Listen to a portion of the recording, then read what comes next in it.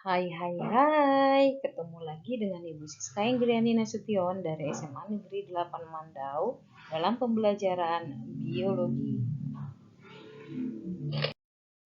Kali ini kita akan membahas tentang biodiversitas atau keanekaragaman hayati.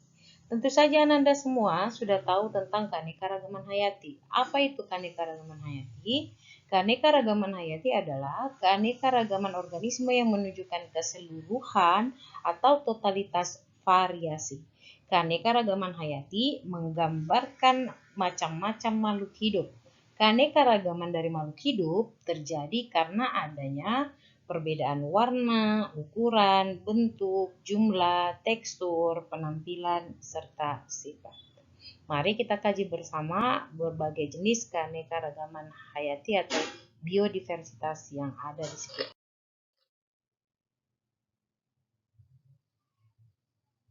Biodiversitas atau keanekaragaman hayati terdiri dari 3 tingkat. Yang pertama, biodiversitas tingkat gen.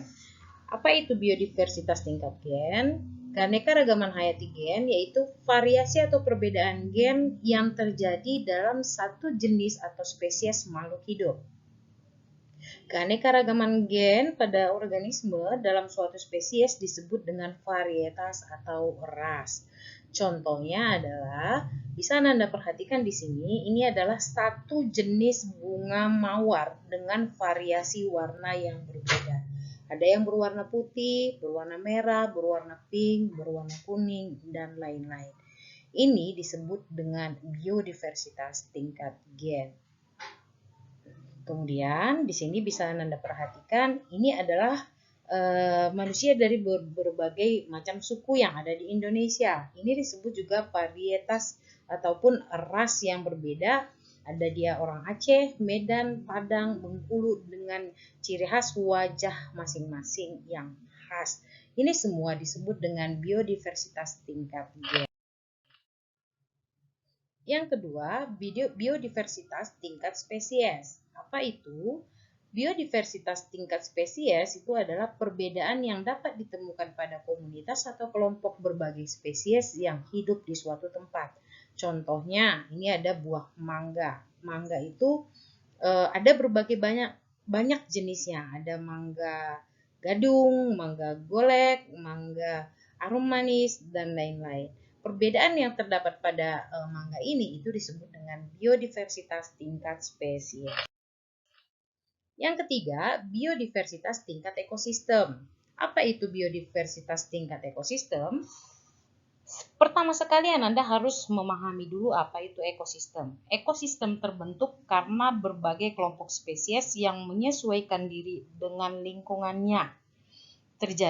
Kemudian terjadi hubungan yang saling mempengaruhi antara satu spesies dengan spesies lain dan juga antara spesies dengan lingkungan abiotik yang terdapat pada tempat hidupnya. Apa itu lingkungan abiotik? Abiotik contohnya adalah udara, tanah, air, suhu, kelembapan, dan lain-lain. Lanjut, kita akan membahas perbedaan ataupun pembagian biodiversitas tingkat ekosistem. Itu terjadi di 2 daerah, yaitu yang pertama, tempat ekosistem terbagi menjadi 2 daerah, yaitu perairan air tawar dan air laut. Di bagian daratan itu dikelompokkan lagi menjadi 3 kelompok, yaitu hutan hujan tropis, sabana, padang rumput, gurun, hutan gurun, taiga, dan tundra. Selanjutnya, bagaimana penyebaran flora dan fauna yang ada di Indonesia? Kita akan kaji satu persatu. Yang pertama, penyebaran flora yang ada di Indonesia. Flora di Indonesia termasuk flora kawasan Malaysiana yang meliputi daerah Malaysia, Filipina, Indonesia, dan Papua Nugini. Maksudnya apa? Daerah flora yang ada di Indonesia, yang ada di daerah Indonesia itu mirip dengan daerah Malaysia, Filipina, Indonesia, dan daerah Papua Nugini. Ini adalah kelompok Malaysiana pada pembagian penyebaran flora yang ada di Indonesia. Bagaimana ciri-cirinya? Ciri-ciri flora yang ada di kawasan Malaysiana yaitu curah hujan relatif tinggi, didominasi oleh pohon dari famili Dipterocarpaceae. Yang ketiga, banyak anggrek dan banyak rotan. Yang keempat, banyak variasi jenis tumbuhan buah.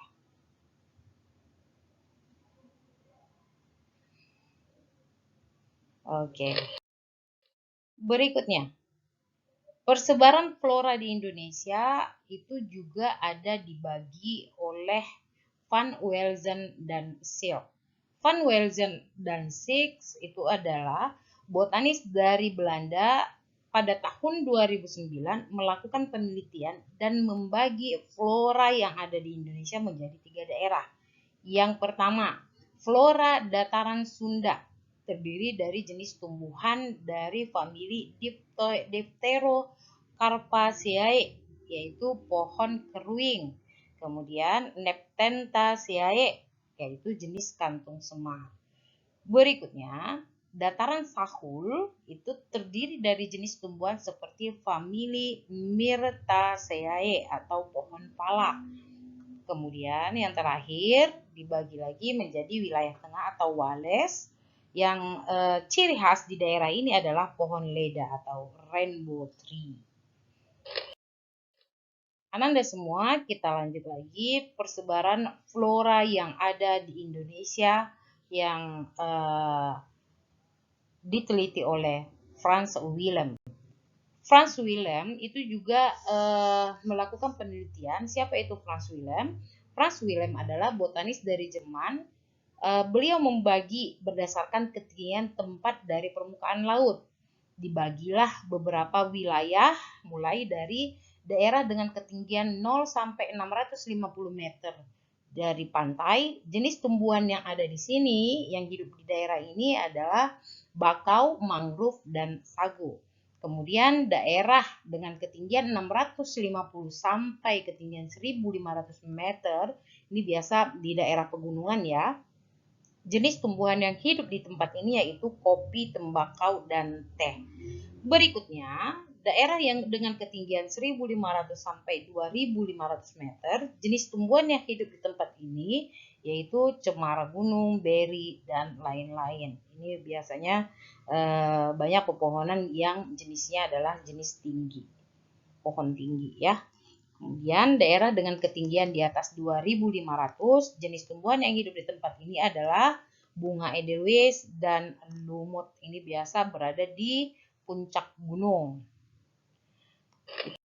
Itulah dia pola persebaran flora yang ada di Indonesia. Selanjutnya, Ananda perhatikan persebaran fauna yang ada di Indonesia.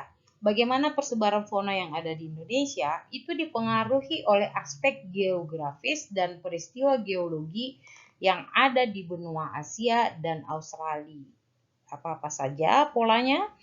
Yang pertama, kawasan Indonesia bagian barat ini mirip dengan fauna Asia Tenggara yang disebut dengan wilayah oriental. Kemudian dibagi lagi kawasan Indonesia bagian timur mirip dengan fauna Australia yang disebut dengan kawasan Australia. Pembagian peta kawasan penyebaran fauna di Indonesia itu dipisahkan dengan 3 garis, yaitu garis Wallace, garis Weber, dengan garis Lydekker. Nah, perhatikan Anda semua. Inilah dia petanya, peta penyebaran flora berdasarkan garis Wallace. Kemudian garis Weber, kemudian garis Lydekker. Mari kita bahas satu persatu. Pada garis Wallace, ini ditemukan oleh Alfred Russel Wallace pada abad ke-19 atau sekitar tahun 856. Garis ini membatasi antara wilayah Kalimantan, Sulawesi, Bali, dan Lombok. Kemudian, fauna yang ada di kawasan ini mirip dengan fauna di Asia Tenggara atau tipe oriental. Contohnya adalah burung jalak Bali dengan ciri-ciri mamalia berukuran besar, contohnya gajah. Kemudian, terdapat berbagai macam kera. Kemudian, terdapat berbagai macam burung yang memiliki warna kurang menarik tetapi dapat berkicau.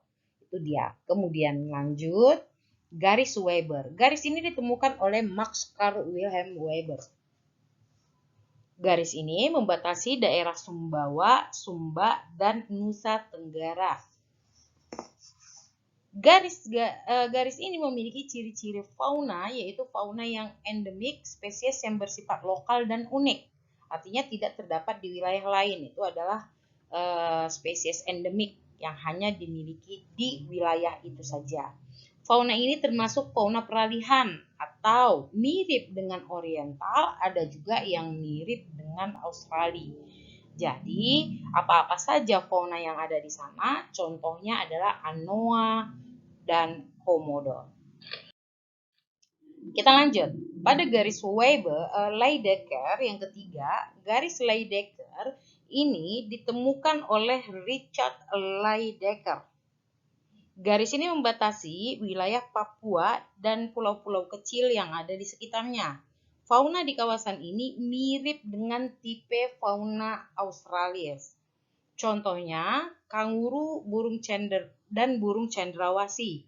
Bagaimana ciri-ciri fauna Australis itu? Yang pertama, mamalianya berukuran kecil, hewannya berkantung, burung beraneka ragam dengan warna yang menarik. Oke, Anda semua setelah memperhatikan apa yang sudah Bu Siska jelaskan, tugas kamu sekarang yang pertama, buatlah tabel pola penyebaran yang flora yang ada di Indonesia. Ya, yang pertama, buat tabel pola penyebaran flora yang ada di Indonesia. Bagaimana penyebaran flora yang ada di Indonesia? Tadi sudah Ibu jelaskan ada 2. Kemudian buat dalam bentuk tabel. Yang kedua, buatlah tabel pola penyebaran fauna yang ada di Indonesia. Bagaimana bentuk tabelnya? Seperti ini. Silakan Anda kerjakan, buat tugasnya.